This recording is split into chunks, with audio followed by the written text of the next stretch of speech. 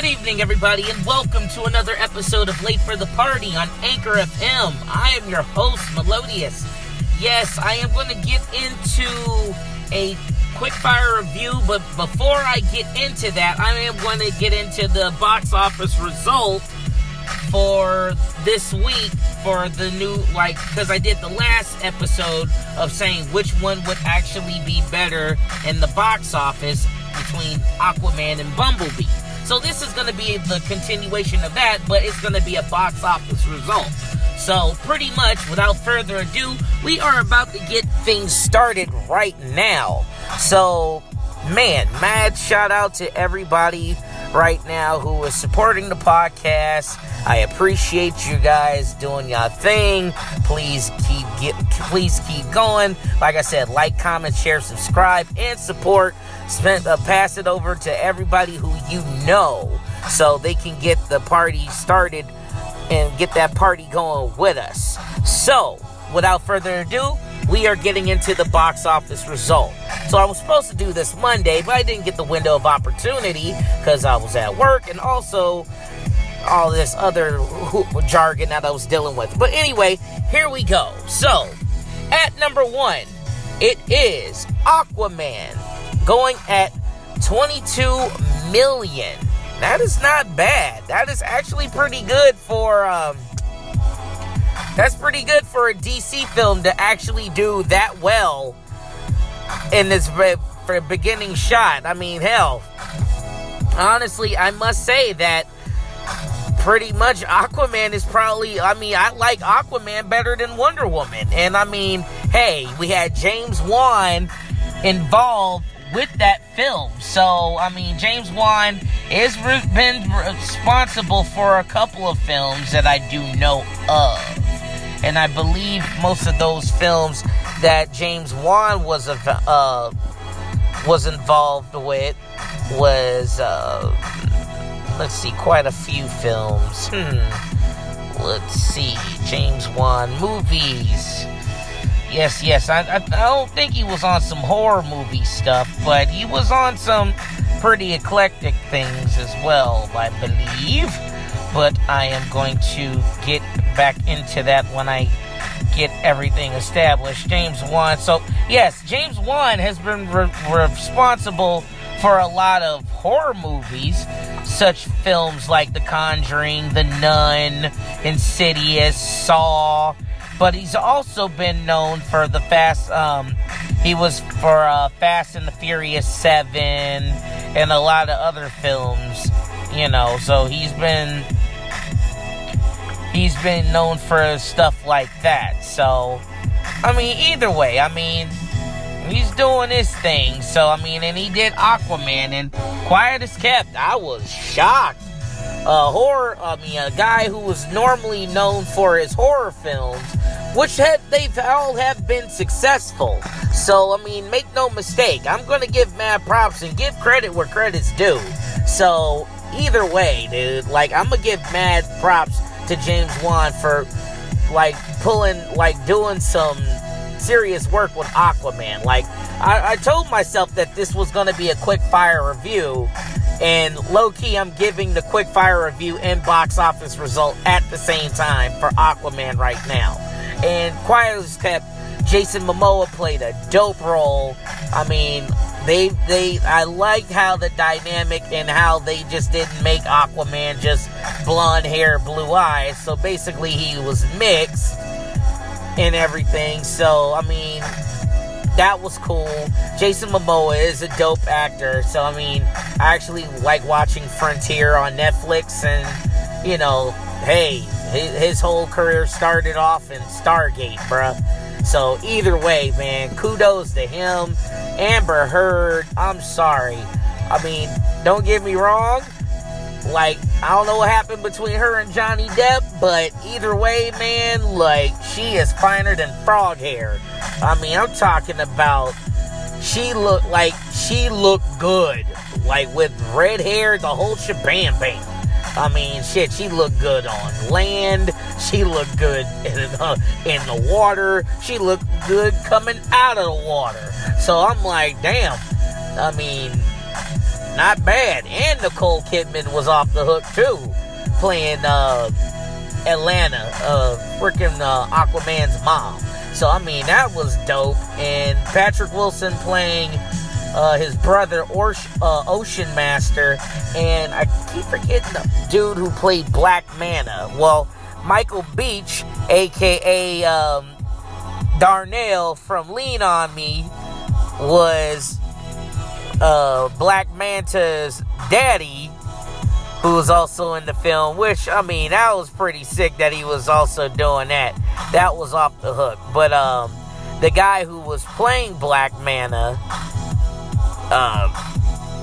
I actually liked the dude. He was actually pretty dope. So, let's see. I'm trying to pull his name up so it ain't gonna be Yahya. Well, I'm sorry if I'm butchering his name. Yahya Abdul Mateen II. I haven't seen him in anything that I know of, but so far so good. I mean, he's played a dope role. And then you got Willem Dafoe and Dolph Lundgren doing their things, doing their roles too. So honestly, like I said, man, this was actually a dope film. Like, I was on the edge of my seat. It was action-packed. Like it was funny. I mean, the action was great. I mean, the CGI looked pretty smooth too. So it didn't look like how it did in Justice League. So let's just clearly get Justice League out of our minds. Which honestly is like when you think about it, it's like, why are you doing this origin? Well, you're kind of doing a low-key origin with you did Justice League before you did the origins of these characters. But now, when Aquaman came out, it didn't even really feel that bad. So I was just like, oh, okay, it still worked out the way it did. So they told the story, they told the tale, and honestly, I feel it went very well for itself. So it did. The film really did its due diligence, and I'm very proud of that. Because, I mean, don't get me wrong, guys. I'm a very big fan of comic books in general. So I don't want no comic book movie to fail. But it's just when you got the higher-ups trying to dictate the actions of these set films, and it just kind of diminishes the character and the whole premise. I mean, I'm not saying you got to be a fanboy in order to do its justice, because let's just look at all the stuff that goes on in the MCU. Like Infinity War, Civil War, of all these... they don't really go off of the books. You know, they only take bits and pieces. It's almost its own unique story. So, my thing is, if you're gonna make a story, but keep the originality of the character. Keep the meat and potatoes of how the character came to be, rather than, and then you can do it that way. That just makes more perfect sense that way. So, either way, dude, it was off the hook. I am very happy that I saw that movie. That was awesome as hell, and I must say, it was great. So, either way, like I said, this is a box office result, but it's also considering the fact that now it's kind of I'm rolling all three things into one. But so far, so good, you guys. Aquaman is definitely a dope film. I suggest everybody to go see it. Yes, the man with the fish, the man who could talk to the fish, did better than the last 3 movies that DC did. Better than Batman v Superman, better than Justice League, and honestly, better than Suicide Squad. And honestly, on a humble, it was better than don't get me wrong, Wonder Woman was cool, but I actually like Aquaman way, way better. So, In my eyes, I give Aquaman a solid 9.5. I give Aquaman a 9, a solid 9. That is very, very good. I mean, actually, between a 9 and a 9.5, Aquaman definitely deserved that title. You know what I'm saying? And I mean, considering the fact that I said in the last segment I did, I told myself that I would go see Bumblebee first, but I did not. And honestly, I'm glad I didn't, because I think I wouldn't have appreciated it the way I appreciated Aquaman. So, but either way, so I give that for Aquaman. So let's just keep it that way. So far, that's the Quickfire review for Aquaman. Now we're moving on to number 2. Number 2 on the box office charts is Mary Poppins Returns. And Mary Poppins Returns is basically at it was at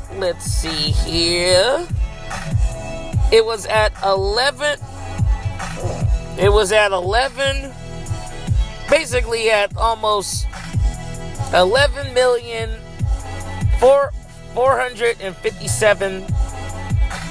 Yeah, 11. Let's just say over 11 million. So it did well for itself. I'm actually kind of shocked that Mary Poppins got over Bumblebee. But at number 3, Bumblebee is riding high at number 3 at 8 million, over 8 million, close to 9 million. So it's really on its tail. It's really on Mary Poppins' tails. It's missing by like at least 2. So, I mean, that's really, close to 3. So it's really not that bad, but it's damn near close. It's really close. New film, Holmes and Watson, made 6 million,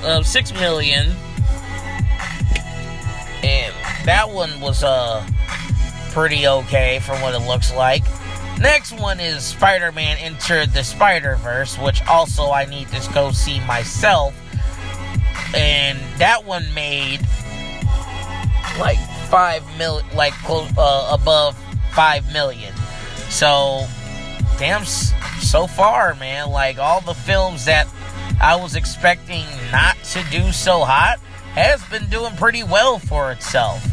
So, right after Spider-Man, The Mule at close to 5 million. It's at 4.9 million, basically.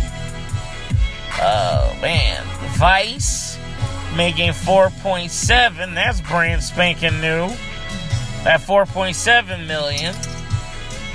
Then we have Dr. Seuss, The Grinch, at basically 2 million.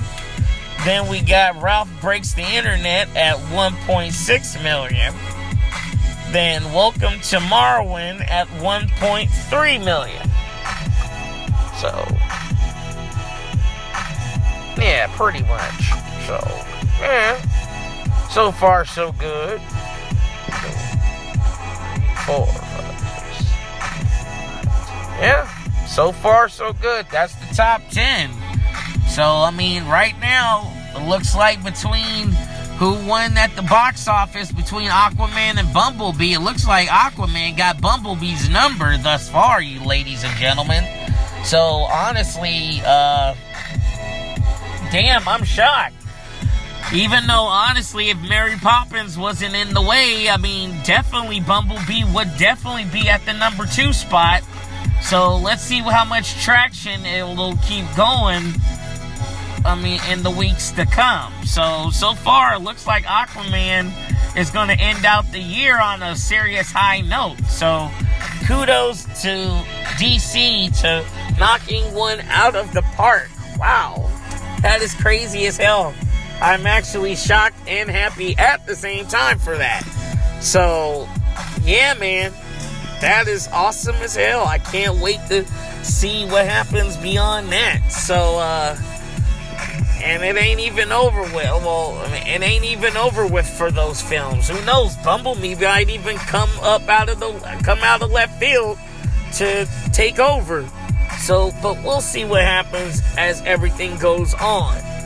So, you know, it ain't over with. It's still a fresh week. So, everybody's still on vacation. Who knows? There's still a lot of kids doing their thing too before they go back to school.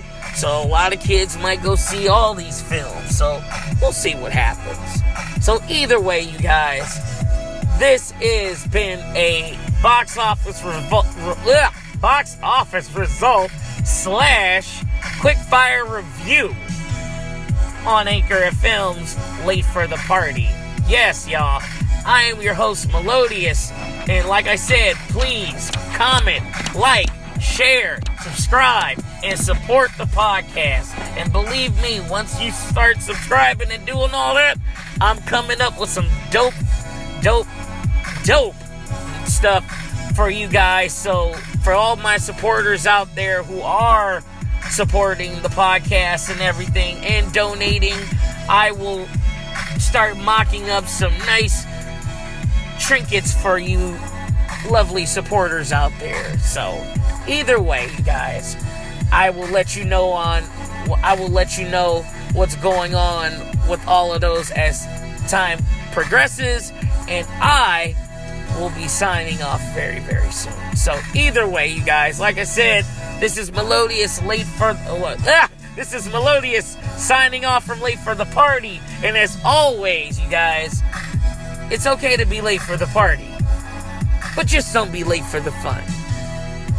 Take care.